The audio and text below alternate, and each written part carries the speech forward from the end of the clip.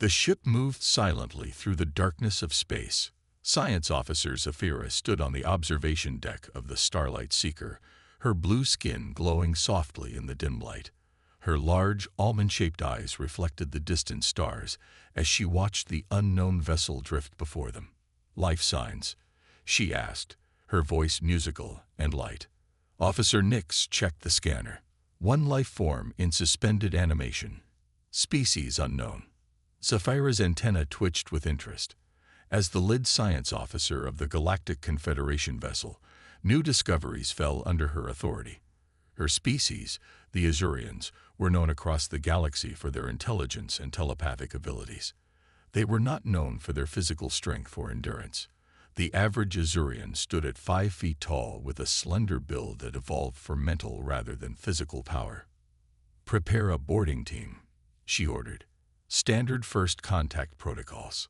30 minutes later, Zafira led a team of 5 through the airlock of the mysterious ship. The vessel was dark, with only emergency lights casting red shadows along the corridors. "Power systems are minimal," said Medical Officer Lyra, checking her scanner. "Life support is functioning only around the stasis chamber." They moved carefully through the ship until they reached the central chamber. Inside a clear tube filled with bluish liquid floated a being unlike any Zafira had seen before. "What is it?" whispered Security Officer Trell, his hand moving to his stun weapon. Zafira stepped closer to the tube. "Humanoid, but the muscle density is remarkable." The being inside was tall, at least 6 feet, with pale skin and dark hair. Its body was covered in a thin medical suit, but Zafira could see the clear definition of muscles that would be impossible for an Azurian to develop naturally. "The ship's log identifies it as human," said Communications Officer Vela, who had accessed a functioning console. "Male. Name: Jack Ward. Last entry indicates pirate attack. Crew evacuated. This one entered emergency stasis due to injury. Human." Zafira's antenna stood straight up in surprise. "There are no humans in our database." "Actually," Vela continued, "there's a note here. Humans are classified as a deferred contact species by Confederation Order 5591. No other information available." Zafira frowned. Deferred contact was rare, usually reserved for species considered too volatile or unpredictable for peaceful interaction. "His life signs are fading," Lyra reported. "The stasis system is failing. Decision time, Science Officer." Zafira hesitated only briefly. "We follow rescue protocols. Prepare for stasis revival." The team worked quickly, connecting their equipment to the human's stasis pod. As the blue liquid drained, Lyra administered a universal stabilizer. The human's eyes opened suddenly. They were brown, a color rare among Confederation species. He gasped, coughed, and then focused directly on Zafira. "Who are you?" His voice was deep, much deeper than any Azurian male, and it caused an unexpected vibration in Zafira's chest cavity. "I am Science Officer Zafira of the Galactic Confederation vessel Starlight Seeker. You are safe." The human named Jack sat up, and Zafira took an instinctive step backward. Seeing him upright emphasized his size difference. Her head would barely reach his shoulders. "My crew?" he asked, looking around. "According to your logs, they escaped.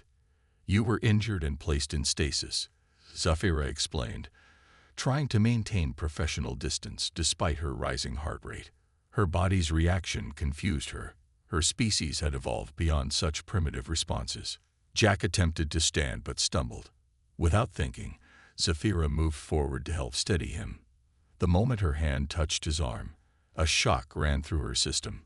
His skin was warm, much warmer than any Azurian, and under her fingers, she could feel the dense muscle tissue that her scanner had detected. Her biomonitor chirped a warning, detecting irregular patterns in her hormone levels. She quickly stepped away. "You will come with us for medical evaluation," she said, working to keep her voice steady. "Your ship is no longer functional." Jack nodded, his intense gaze making Zafira feel exposed in a way telepathic scans never had. "Thank you for the rescue." As they helped him to their shuttle, Saphira noticed her antennae were flushed purple, an Azurian response she hadn't experienced since adolescence. Her reaction both alarmed and fascinated the scientific part of her mind. This human was dangerous in ways she couldn't yet understand. Back on the Starlight Seeker, Jack sat quietly in the medical bay as Dr. Lyra scanned his body. Saphira watched from a safe distance, noting how the human seemed too large for the examination table designed for Confederation species. "Your injuries have mostly healed during stasis," Dr. Lyra told Jack. "Remarkable recovery rate." Jack nodded. "Humans heal pretty fast." "How long was I out?" "Approximately 28 standard cycles," Saphira answered, stepping forward. She had changed into a fresh uniform, hoping the formal appearance would help her maintain professional distance. 4 weeks. Jack ran his hand through his hair. "The pirates must be long gone with my ship's cargo by now." "We need to understand what happened," Saphira said. "Your species is classified as deferred contact in our database." Jack frowned. "Meaning what exactly?" "It means the Confederation has limited official interaction with humans. All information about Earth is restricted." "Well, that explains why we haven't seen your people before." Jack stood up, causing Dr. Lyra to step back quickly. "My ship was a private exploration vessel. We were mapping resources in unclaimed systems when the raiders hit us." Saphira's translator struggled with some of his words and expressions. Human language was filled with concepts that had no direct parallel in Azurian speech. "You will stay as our guest until we reach the next outpost," she explained. "I must report this encounter to Confederation Command." Jack smiled, revealing white teeth that seemed unnaturally straight and strong to Saphira. Another odd physical response rippled through her body. "I appreciate the rescue. Not many ships patrol this sector." A sudden alarm blared through the medical bay. The ship lurched sideways, throwing Dr. Lyra against a cabinet. Saphira lost her balance as the artificial gravity fluctuated. Before she could fall, Jack moved with surprising speed. His arm wrapped around her waist, steadying her against his chest. The contact was brief but intense. His body radiated heat, and she could feel his heart beating. Faster than an Azurian's, but steady and strong. "What's happening?" he asked, releasing her once she was stable. Saphira tried to focus on the ship's emergency and not on the lingering sensation of his touch. "Unknown. We should go to the command deck." They hurried through the corridors as the ship's systems flickered. Emergency lights cast eerie shadows against the walls. When they reached the command deck, Captain Exor was shouting orders. "Report," Saphira demanded. "Power surge in the main engine. Several systems are failing," Officer Nix explained. "The gravitational stabilizers are offline." Jack looked at the displays. Those readings looked like targeted energy pulses, the same kind that disabled my ship. Captain Exor turned to Jack. "You suggest this is an attack?" "I'd bet my life on it. The raiders use energy weapons that disrupt ship systems before boarding." As if confirming his words, a violent impact shook the vessel. Ceiling panels broke loose above where Saphira stood. Jack reacted instantly, pushing her aside and raising his arm to block the falling debris. A heavy metal panel struck his shoulder and arm. Saphira expected to see him collapse. Such an impact would have shattered an Azurian's bones. Instead, Jack grimaced in pain but remained standing. "Are you okay?" he asked her, seeming more concerned for her safety than his own injury. Saphira stared at him, unable to comprehend his physical resilience or his protective behavior. In Azurian culture, physical contact outside of specific rituals was considered highly inappropriate. Yet this human had touched her twice now without hesitation. More alarmingly, her body's response was not disgust, but something more primal. Her biomonitor chirped again, signaling elevated hormone levels that her species had evolved to suppress generations ago. "I am undamaged," she finally answered, her voice not entirely steady. "But you require medical attention." Jack shook his head. "Later. Right now, your ship is under attack." And I know who's coming. Captain Exor looked at the human with new interest. Then tell us how to defend against them. For the first time, Saphira understood why humans might be classified as deferred contact. The calm readiness in Jack's eyes spoke of a creature evolved for conflict in ways the peaceful Confederation species were not. The ship trembled as another impact struck the hull. Jack moved with purpose toward the main control panel. Your shields are configured all wrong for these raiders, he said. They used pulse weapons that find the frequency gaps in standard barriers. Captain Exor looked doubtful. Our shield technology is among the most advanced in the Confederation. And these raiders have spent years learning how to beat it, Jack replied. He turned to Saphira. I need access to your defensive systems. Saphira hesitated. Giving a member of a deferred contact species access to Confederation technology violated multiple protocols. But the alternative was capture or destruction. Grant him limited access, she told Officer Nix, making a decision that could end her career. Jack's fingers moved quickly across the unfamiliar controls. We need to create random fluctuations in your shield frequency. It won't stop their weapons completely, but it'll make it harder for them to target specific systems. As he worked, Dr. Lyra approached Saphira. I've been analyzing the human's medical scans, she whispered. His biology is remarkable. Muscle density 3 times our species, bone structure that would require genetic modification for any Confederation race, and natural adrenaline production that enhances performance under threat. Is he artificially enhanced? Saphira asked quietly. No, this appears to be natural human evolution. Their home planet must have been extremely challenging to produce such adaptations. Saphira watched Jack work, seeing him in a new light. His species had evolved not through peaceful advancement, but through survival against harsh conditions. The concept was almost frightening to Azurians, who had engineered their environment to eliminate physical challenges millennia ago. The ship suddenly stabilized as Jack's adjustments took effect. Got it, he said. But this is temporary. We need to move.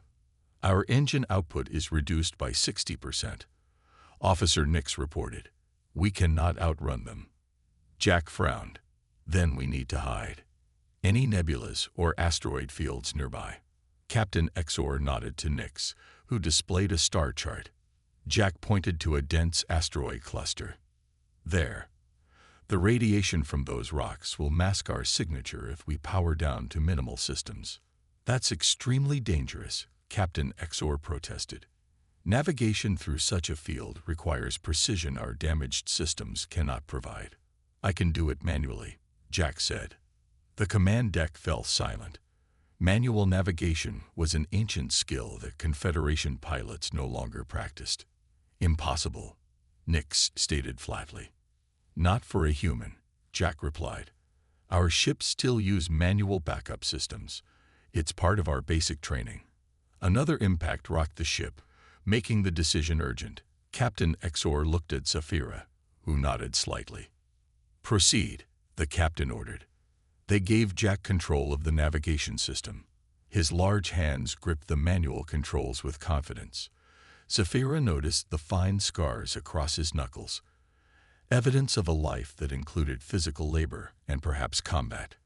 As the ship entered the asteroid field, Jack's entire demeanor changed. He became intensely focused, his reactions seemingly faster than should be possible. The ship weaved through the massive rocks with precision that the automated systems could never have matched in their damaged state. Power down all non-essential systems, he instructed. Life support, minimal shields, and navigation only. The lights dimmed across the ship. In the low light, Saphira could see Jack's profile as he concentrated on the task. Something stirred within her that the rational part of her mind could not explain. Her species had moved beyond such basic responses generations ago, yet her body reacted to his display of skill and confidence in ways that both confused and alarmed her. Dr. Lyra approached again, scanning Saphira discreetly. Your hormone levels are showing patterns I've only seen in historical medical texts, she whispered. Your body is exhibiting responses similar to our ancestors' mating selection process. Sapphira's antenna flushed deep purple with embarrassment. That's impossible. We evolved beyond such primitive reactions. Apparently not, Dr. Lyra replied. Something about this human is triggering genetic memory in your biology. This could explain why contact with humans was deferred.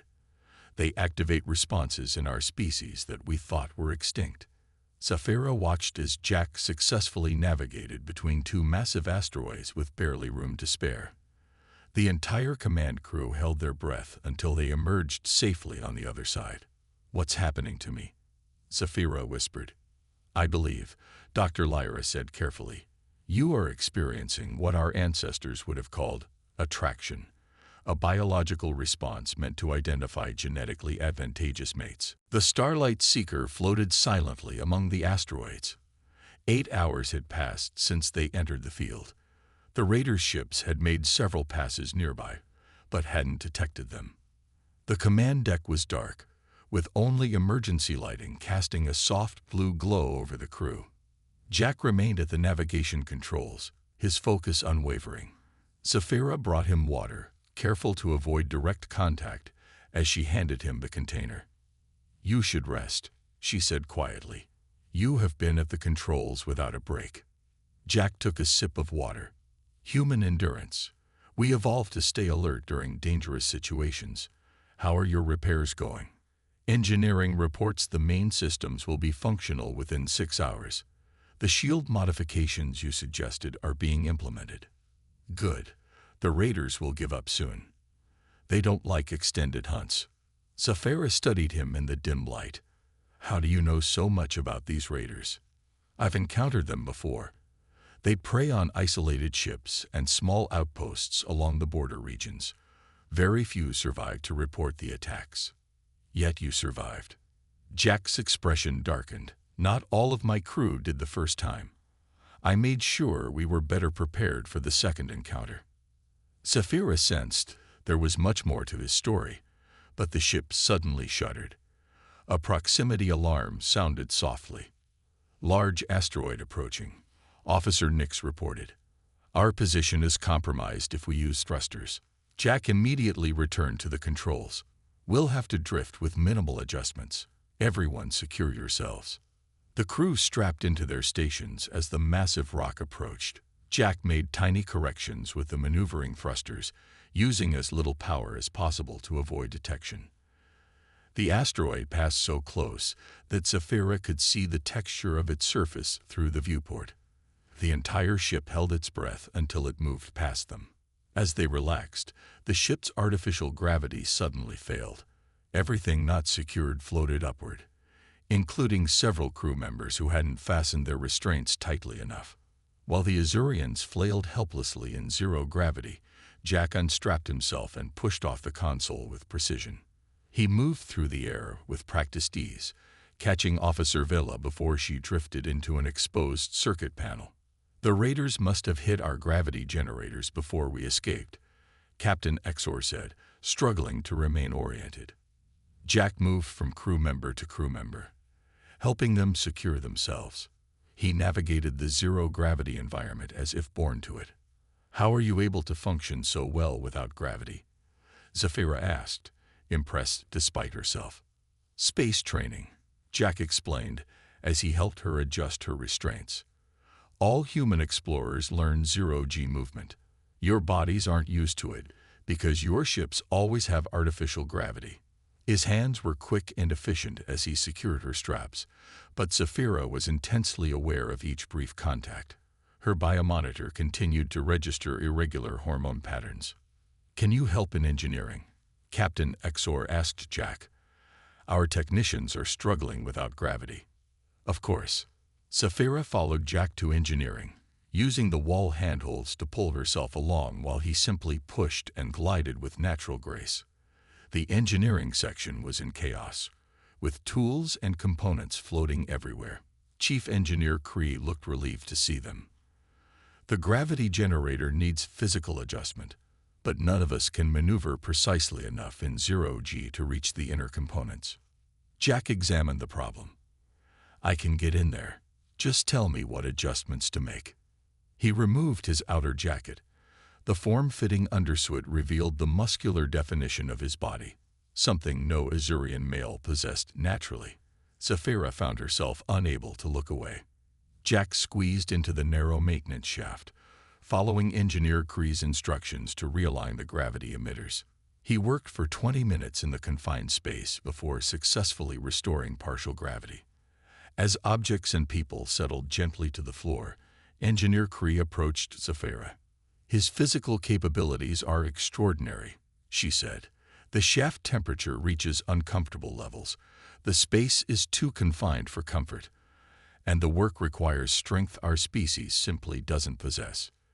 Saphira nodded, watching as Jack emerged from the shaft. His skin glistened with sweat, another human trait that Azurians lacked. Their bodies regulated temperature differently. "Gravity restored to 30%, Jack announced. "It's the best we can do with the damaged components." "Thank you," Saphira said, finding her voice strangely unsteady. "Your assistance has been invaluable." Jack smiled at her. "Just doing what needs to be done." That simple statement summarized the fundamental difference he was beginning to understand about humans. They were adaptable in ways Confederation species were not, physically responding to challenges rather than engineering them away. And something deep in her biological memory recognized this as profoundly important. With repairs continuing, the Starlight Seeker remained hidden in the asteroid field. Saphira found Jack in the observation lounge, staring out at the massive rocks drifting past the viewports. She had been avoiding direct contact with him since Dr. Lyra's revelation about her biological responses, but duty required their interaction. "Captain Exor wishes to know when you believe it will be safe to leave our hiding place," she said, keeping a professional distance. Jack turned to her. "Another 12 hours. The raiders are impatient. Their resources are limited." Saphira nodded and was about to leave when Jack spoke again. "Why does my presence disturb you?" The direct question caught her off guard. Azurians typically approached personal matters indirectly. "I do not find you disturbing," she replied carefully. "Your physical reactions suggest otherwise. Your antennae change color when I'm near. You avoid eye contact. Your body tenses when I approach." Saphira was startled by his observations. She hadn't realized humans were so perceptive of alien biology. "My responses are unexpected," she admitted. "Dr. Lyra believes your presence activates ancient biological patterns in my species." Jack seemed to consider this. "On Earth, we would call that chemistry." Chemistry. The translator struggled with the contextual meaning. A natural attraction between two beings. Physical responses that exist beyond logical thought. Saphira's antenna flushed purple again. Azurians evolved beyond such primitive reactions generations ago. "We select partners based on intellectual compatibility and genetic optimization." Jack smiled slightly. "Yet here you are, responding to me in ways your species supposedly outgrew." Before she could reply, the ship's alarm blared. The deck shuddered violently beneath them. "We've been found," Jack said, instantly alert. They rushed to the command deck. Captain Exor was issuing rapid orders as the view screen showed 2 raider vessels approaching. They used the asteroid's reflection to mask their energy signature, Officer Nix explained. "Very clever tactic." Another impact rocked the ship. Jack moved to the weapons console. "Your defensive systems aren't configured for close-quarters combat," he said. "Let me adjust your targeting parameters." Captain Exor nodded approval. Jack's fingers moved across the controls, reconfiguring settings that had remained unchanged for decades of Confederation protocols. "They're preparing to board," warned Security Officer Trell. "Impact trajectory suggests docking with the starboard airlock." Jack looked up. "How many security personnel do you have?" 4, Trell replied. "Not enough," Jack said grimly. "These raiders travel in groups of at least 12. Saphira saw the change in Jack's demeanor. The calm, helpful human was gone, replaced by something more primal. His muscles tensed, his posture shifted subtly, and his eyes narrowed with focus. "I need a weapon," he said to Trell. The security officer looked to Captain Thor, who hesitated. Arming a member of a deferred contact species violated numerous protocols. Another violent impact ended the debate. "Give him what he needs," the captain ordered. Trell handed Jack a standard stun baton. He tested its weight and frowned. "This won't stop them. They wear impact armor." "It's all we have," Trell said. "Confederation vessels don't carry lethal weapons." Jack looked around the command deck, his eyes assessing objects in ways Zafira couldn't understand. He quickly moved to a maintenance panel and removed a metal pipe. "What are you doing?" Zafira asked. "Improvising," Jack replied, using the pipe to modify the stun baton. "Where I come from, we prepare for the worst."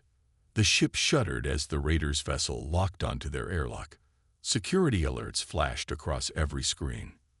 "Breach in progress at Airlock 6, the computer announced. "Everyone stay here," Jack ordered. "Seal the command deck." "You cannot face them alone," Zafira protested. "I've done it before." The calm certainty in his voice sent an unexpected shiver through her body. Jack moved to the door, but Zafira stepped in front of him. "Our directive is to protect all life forms under our care. That includes you." For a moment, they stared at each other. Then Jack nodded slightly. "Stay behind me. Do exactly as I say." They moved through the corridors toward the airlock, joined by Trell and his security team. The sounds of metal cutting through metal echoed ahead. "They're almost through," Trell whispered. Jack positioned everyone strategically, demonstrating combat awareness that shocked Zafira. Azurians had no concept of tactical positioning. "Remember," Jack said quietly, "these raiders don't take prisoners. They take resources and leave ships empty." The airlock door exploded inward with a shower of sparks. And for the first time, Zafira witnessed what a human truly was when threatened. Smoke filled the corridor as 6 raiders stepped through the damaged airlock. They wore dark armor and carried energy weapons more advanced than standard Confederation design. Their faces were hidden behind reflective masks. Jack moved with shocking speed. He slid forward under the first energy blast, swinging his modified stun baton at the lead raider's knee joint. The impact made a sickening crack, and the raider fell. Jack was already moving to the second attacker. Zafira and the security team fired their stun weapons, but the raider's armor absorbed most of the energy. Trell went down as a blast caught him in the shoulder. Through the chaos, Zafira watched Jack fight with a combination of precision and raw strength that seemed impossible. He used the raiders' size and bulk against them, targeting weak points in their armor that Confederation security training never covered. His movements were fluid yet forceful, nothing like the ritualized self-defense techniques Azurians practiced. A raider cornered Zafira against a wall. Her weapon had no effect on his armor. As he raised his weapon, Jack appeared behind him, striking the raider's neck with enough force to drop him instantly. "Stay close to me," Jack ordered, his voice deeper than before. 3 more raiders pushed through the smoke. Jack grabbed a fallen energy weapon and fired with perfect accuracy, hitting gaps in their armor that Zafira hadn't even noticed. In less than 2 minutes, all 6 raiders were down. Jack moved quickly to secure their weapons. "More will come," he said, checking Trell's injury. This was just the first wave. Zafira stared at him, seeing blood on his face from a cut above his eye. "You're injured." Jack touched the wound absently. "It's nothing." His dismissal of pain that would have incapacitated an Azurian further highlighted the differences between their species. Jack moved to the damaged airlock and began rewiring the emergency protocols. "What are you doing?" Zafira asked. "Setting a surprise for the next group." His hands worked quickly, connecting the airlock's emergency system to the raiders' weapons. "Help me drag these bodies inside the airlock chamber." Together, they moved the unconscious raiders. Jack took their communication devices and sealed the airlock. "When the next team comes through, they'll trigger this makeshift trap," he explained. It won't stop them all, but it will reduce their numbers. Captain Xor's voice came through the communication system. Science Officer Zafira, report.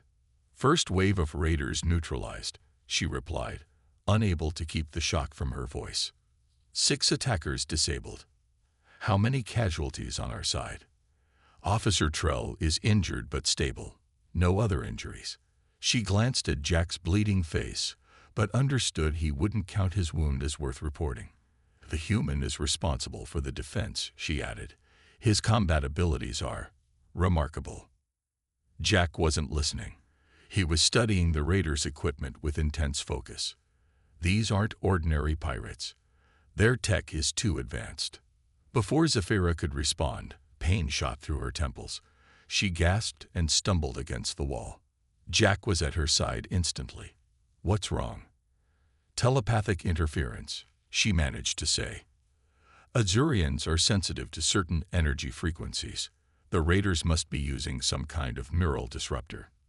His expression hardened. They're specifically targeting your species' weaknesses. Zafira tried to focus through the pain. How will they know about Azurian vulnerabilities? That information is protected. Someone has been sharing Confederation secrets. Jack helped her sit down against the wall. Can you block the interference? Zafira closed her eyes, concentrating on her mental barriers. Temporarily, but it takes significant effort. Jack touched her shoulder gently. I need you functional. The next wave will be here soon. His concern seemed genuine, not merely tactical. Zafira found herself responding to it in ways that confused her logical mind, but felt instinctively right. I'll manage, she assured him. Jack nodded and returned to preparing their defenses. Zafira watched him work, seeing beyond his physical capabilities now to something deeper, a protective instinct that drove his actions. Humans had evolved not just to survive as individuals, but to protect their group. A distant explosion signaled the raiders' renewed approach. Jack helped Zafira to her feet, his hand lingering supportively at her back. Stay behind me, he said. But Zafira moved to stand beside him instead. We defend together. Something flickered in Jack's eyes. Respect, perhaps, as he nodded. The raiders were coming, and Zafira realized she was no longer afraid. Beside this human, facing danger felt strangely right. Jack's trap worked perfectly. When the second wave of raiders breached the airlock, the makeshift device detonated. The explosion echoed through the corridor, followed by shouts of pain and confusion. Through the smoke, 4 raiders stumbled forward instead of the expected 8. Now, Jack whispered. Zafira and Jack fired simultaneously, taking down 2 raiders before they could orient themselves. The remaining 2 took cover behind damaged wall panels. They're calling for backup, Jack said, somehow able to hear their communications despite the distance. We need to end this quickly. He gestured for Zafira to create a distraction. She fired her stun weapon at the panel above the raiders, causing sparks to rain down. In that moment, Jack moved with incredible speed, flanking the raiders and neutralizing them with precise strikes. As the last raider fell, the ship's communication system crackled to life. Surrender your vessel, the harsh voice demanded, or we will destroy it. Captain Xor's voice replied from the command deck. This is a Confederation research ship. We have no valuable cargo. We want the human, the raider leader responded. Give us Jack Ward, and your crew will live. Jack and Zafira exchanged surprised looks. How did the raiders know his name? Return to the command deck, Jack told her quietly. I'll handle this. They want you specifically, Zafira said. This isn't a random attack. Jack's expression hardened. I know. That's why I need to face them directly. I will not leave you, Zafira insisted. Her antenna stood straight up, signaling her determination. Something in Jack's face softened. The neural disruptor will affect you more severely closer to their ship. I can manage it, she replied, though her temples were already throbbing from the increasing telepathic interference. They moved carefully toward the main airlock where the raiders' larger vessel had now docked. Through the viewport, They could see a sleek black ship almost twice the size of the first raider vessel. "That's not a typical raider ship," Jack said. "That's a military-grade destroyer." The airlock began to cycle open. Jack positioned himself to face whatever came through, but Saphira sensed his concern. "You've encountered this ship before," she said, reading his body language. Jack nodded grimly. "My previous vessel. The one I thought my crew escaped on." The airlock opened to reveal a tall figure in advanced armor. Unlike the other raiders, this one moved with authority. The figure removed its helmet to reveal a human face, a man with gray hair and cold eyes. "Commander Allen," Jack said, his voice tight with controlled emotion. "Hello, Jack. You're looking well for someone I left for dead." Saphira stared in shock. "He's human. Like you." "Not like me," Jack replied, never taking his eyes off the commander. "He's a traitor who sold out our colony to these raiders. He disabled our defenses from the inside, allowing them to kill hundreds of innocent people." Commander Allen smiled coldly. "Business is business. The Confederation pays well for human technology and information about Earth's defenses." The revelation hit Saphira like a physical blow. The Confederation leadership was working with raiders, purchasing information about deferred contact species through illegal channels. The pain in her head intensified suddenly. She gasped, falling to her knees as the neural disruptor's power increased. "Stop it," Jack demanded, stepping in front of her protectively. "Your quarrel is with me." "Actually," Allen said, "the Azurian was an unexpected bonus. Certain Confederation officials are very interested in acquiring a science officer with her level of clearance for questioning. Her knowledge of Confederation defense systems will fetch a high price." Jack moved with sudden ferocity, lunging toward Allen, but the commander activated a shield that knocked Jack backward. Two raiders entered behind Allen, training weapons on them. "Your protective instinct toward non-humans is still your weakness, Jack," Allen said with contempt. "On our colony, they called you alien lover behind your back for advocating peaceful contact." Saphira struggled to her feet, fighting through the pain. The Confederation Council would never authorize dealing with raiders or targeting its own officers. Allen laughed. "So naive. The Council knows nothing. This operation is run by individuals within Confederation intelligence who believe humanity is a threat that needs to be contained. They've been buying human technology to study our weaknesses for years."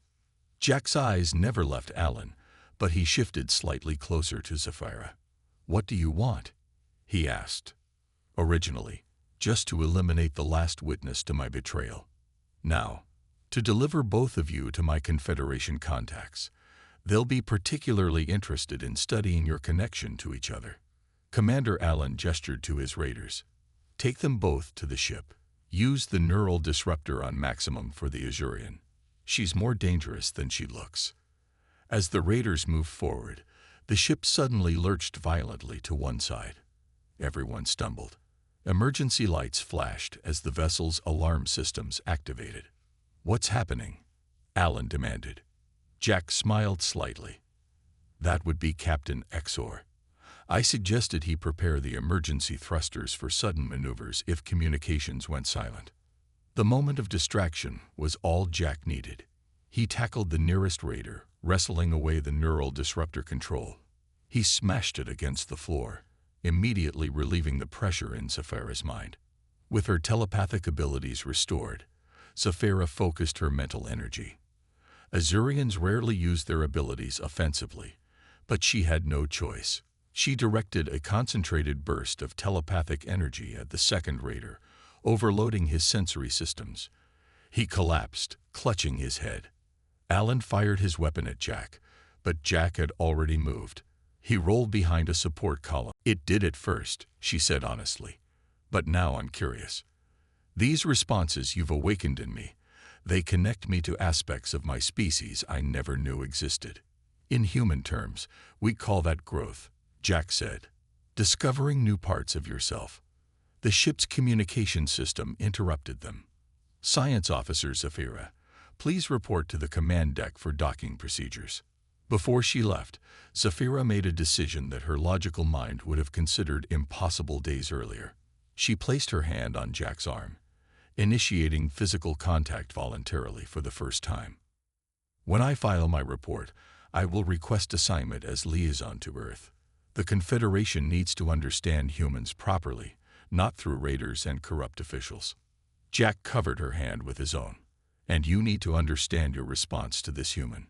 Saphira's antenna flushed purple, but she didn't look away. Perhaps we have much to learn from each other. As the Starlight Seeker docked at Outpost 47, Saphira knew that her first encounter with a human male had indeed left her shaken and activated, not just biologically, but in ways that would forever change both her and potentially the future relations between their species.